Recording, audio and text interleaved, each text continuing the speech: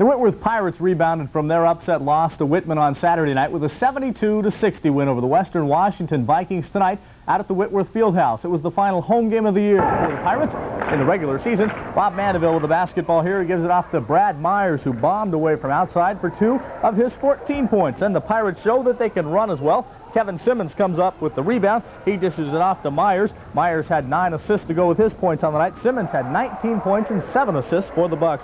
Western stayed close. First, Rick Willis jumps one from outside. Then Steve Faso finds one from the baseline, and the Vikings tried to stay close in the first half. Bob Mandeville forced this shot a little bit, but he did score 12 points to go over the 1,000-point mark in his career. He is just a junior. Rob Fader hustles to corral the loose ball here, triggers the fast break to Tommy Stewart. Stewart races the ball down the court. Nice touch pass to Myers, back to Stewart for the slam dunk, and that brought the Whitworth fans to their feet. The Pirates go on to win it 72-60. As I mentioned, Kevin Simmons leads 4 Bucks in double figures with 19 points. Elsewhere tonight, it was Boston College, ranked number 16 in the nation, that should be, 86-80 over the Connecticut Huskies. Elsewhere tonight in college basketball, it was Tennessee Chattanooga, ranked 19th in the nation, with a victory over Furman. And in a Pac-10 contest, it was USC over the California Bears. Taking a look at the new UPI Top 20, it is Nevada, Las Vegas, finally number 1 on the UPI poll. They are number 1 on AP as of last week. The Runnin' Rebels are 24-0. They received 30 first-place votes. Houston, 7 first-place votes. The Cougars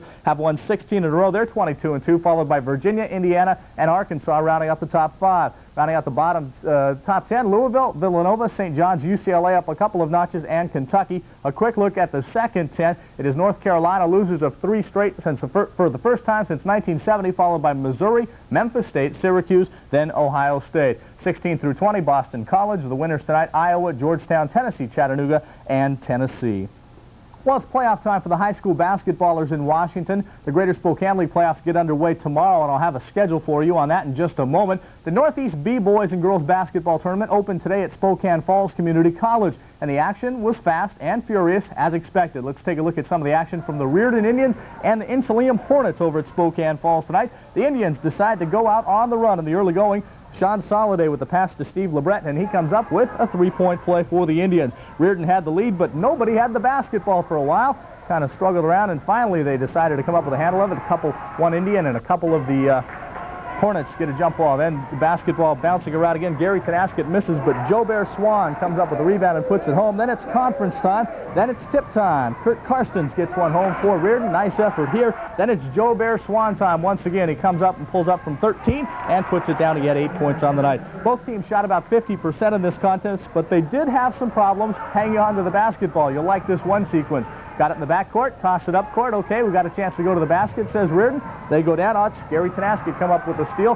The Hornets going to bring it back the other way. Tenasket beats it up the court, but all of a sudden, Dan Pittman there with the steal, and he feeds it down low to Kurt Burge, who ends up getting crunched, and it was Reardon going on to win it tonight with the victory. Take a look at the scores in boys basketball tonight. Republic over Ritzville, and it was Reardon with the win over Inchelium. They will meet on Wednesday. The girls' action this afternoon. Take a look at the scores. It was Republic knocking off Reardon, a bit of an upset there, and Selkirk dumping Elmira. Tomorrow afternoon, the girls' action starts at 1:30. It'll be Springdale and Harrington going at it. Then defending state champion Creston takes on Curlew. Then at 6 o'clock, the boys take the court. It'll be Odessa against Cusick. Then at 8, Welpanet against the Liberty Lancers.